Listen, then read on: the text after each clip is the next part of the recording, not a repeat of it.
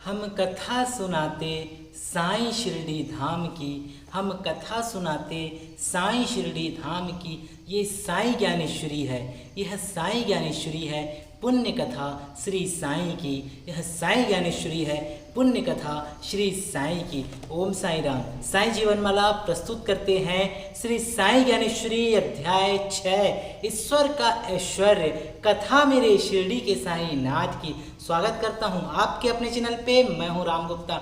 तो हर दिन की भांति आज हम आपको साईं ज्ञानेश्वरी अध्याय 6 ईश्वर का ऐश्वर्य की आगे की कथा आप लोगों को बताने जा रहे हैं। तो साईं ज्ञानेश्वरी की यह पावन कथा को चालू करने से पहले जयकारा मेरे साईनाथ महाराज का बोलिए सांचे दरबार की जय। और जो भक्त बाबा की यह कथा को सुन रहे हैं उनसे आग्रह, इस कथा को लोगों में प्रसारित करें ताकि वह भी और भक्तों का कल्याण कर सके और भक्त जो इसे सुने उसे पुण्य की प्राप्ति हो।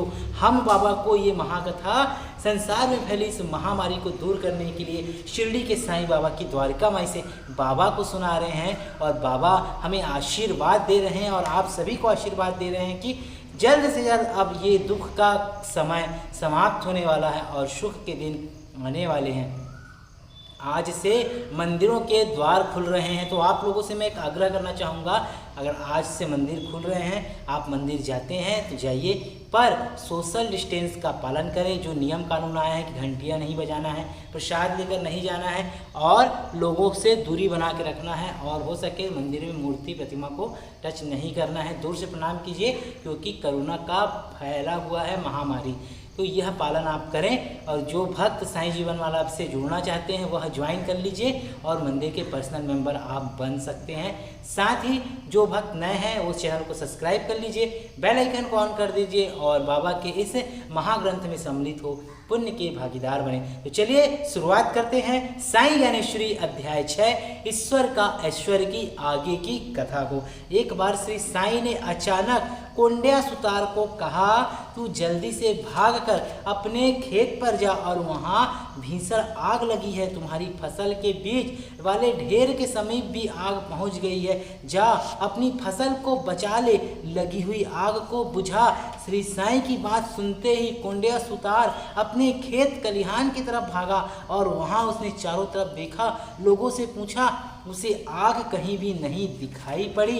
कोंडिया लौटकर श्री साईं के पास आया और बोला, बाबा आपने मुझे बेकार ही वहाँ भेजा और अकारण ही मुझे कष्ट उठाना पड़ा। यह तेज गर्मी, यह दोपहर की धूप, तपी हुई धरती पर नंगे पाँव भागने से मेरे पाँव में छाले भी पड़ गए हैं। श्री साईं ने कोंडिया से कहा, मेरे वचन कभी भी असत्य नहीं होते, जरा पीछे की तरफ देखो, वह देखो ऊपर उठता हुआ धुआं, सूखी फसल के कई ढेर पास पास में लगे हुए हैं, बीच वाले ढेर में आग लगी है और गांव में जाकर लोगों को जानकारी दो, वे जल्दी से भागकर खलिहान की तरफ जाएं।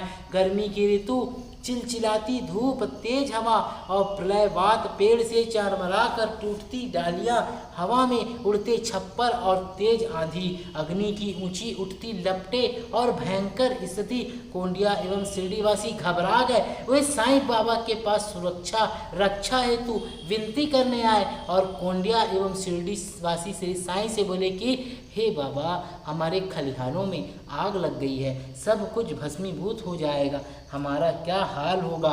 महाराज हमारी रक्षा कीजिए, सुरक्षा कीजिए, हम किसान हैं, हमारे प्राण खलिहानों में बसते हैं, खेती ही हमारा जीवन है, अगर हमारी फसल जल गई तो हम पेट की भूख मिटाने के लिए अन्न का एक दाना भी नहीं मिलेगा, हमारे छोटे छोटे बच्चे भी भूख के मारे अन्न अन्न चिल्लाएंगे और अन्न के बिना भूखे मर जाएंगे, हमारे पशु एवं जानवर भी चारे के बिना मर जाएंगे। इन सब प्राणियों की जीवन रक्षा करें। श्री साईं, प्राकृतिक प्रकोप की विषम स्थिति है, बाबा आप तत्काल कोई पक्का उपाय करें, आप सब कुछ कर सकते हैं क्योंकि आप साक्षात श्री हरि हैं। आग लगने से पूर्व ही आपने आग का संकेत दे दिया था, आप त्रिकालज्ञ हैं।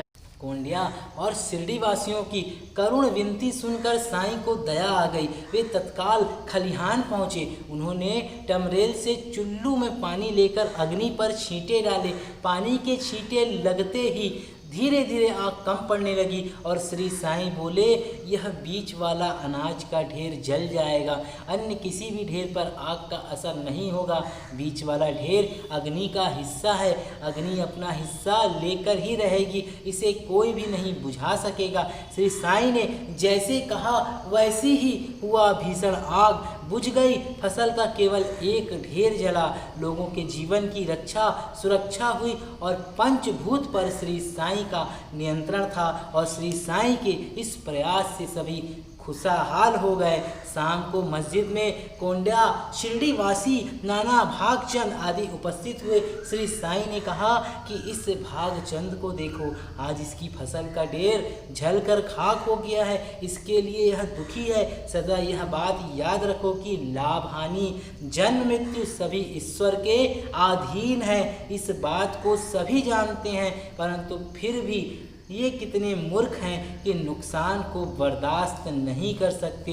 ये लाभ में प्रसन्न होते हैं, हानि में रोते हैं। ये जिसे मेरा मेरा कहते हैं, क्या वह उनका है?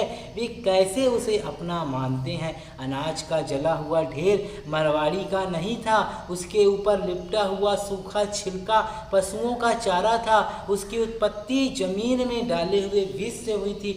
भूमि ने अपने गर्भ में उस बीज को धारण किया था।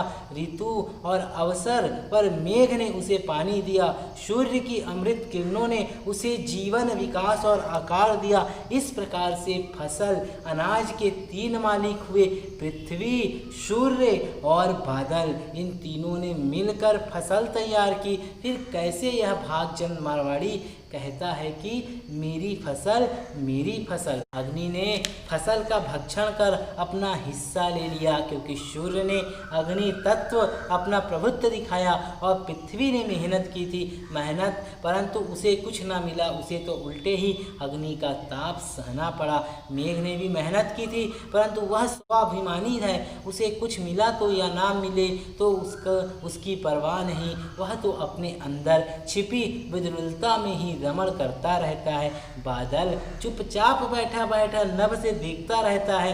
धरती रतन गर्भा से अनाज पैदा कर उसे अपनी धरातल पर रखे रहती है और सूर्य अनाज को अपना कहकर अपना अग्निमय प्रचंड रूप दिखाकर ले जाता है। इस संसार में जितनी भी वस्तुएं हैं वह पंचभूत क्षिति जल पावक गगन समीर द्वारा उत्पन्न की हुई है, रची हुई है। अतः वे ही उसके असली एवं वास्तविक मालिक है। ना तो वे वस्तुएं हमारी है और ना हम वास्तव में उसके असली मालिक है। हे मारवाड़ी भागचंद, जो वस्तु तुम्हारी थी ही नहीं उसे तू मेरा मेरा कहकर बेकार का झूठा स्वांग क्यों करता है और उसके लिए अपने मन को दुखी क्यों करता है? तू मेरे पास आकर रोता है, तू अनावश्यक आंसू बहाकर मुझे कतार क्यों करता है? ईश्वर अपने एक हाथ से तुम्हें देता है और थोड़ी देर के बाद अपने दूसरे हाथ से तुमसे वापस ले लेता है। वह अपनी वस्तु देखकर ही तो वापस लेता है। ईश्वर से प्राप्त वस्तु को अपना क्यों कहते हो? अब उसको पाकर खुश क्यों होते हो और ईश्वर के वापस लेने पर दुखी क्यों होते हो? क्या तुम्हें इसकी जानकारी नहीं? क्या तुम अज्ञानी हो? अज्ञान के कारण ही तुम्हारे मन प्राण सुख दुख से प्रभावित होते रहते हैं। देखा आपने बाबा ने कितना अच्छा उपदेश दिया कि ईश्वर ने जो तुम्हें दिया है उस पर आप अपना अधिकार जमाना छोड़ दीजिए, क्योंकि वह दिया है तो एक दिन ले भी लेगा। उसमें मेरा मेरा कुछ ना करें, खाली हाथ आओ खाली हाथ ही जाओगे। इसलिए चैन से रहें, सुख से रहें और शांति से रहें।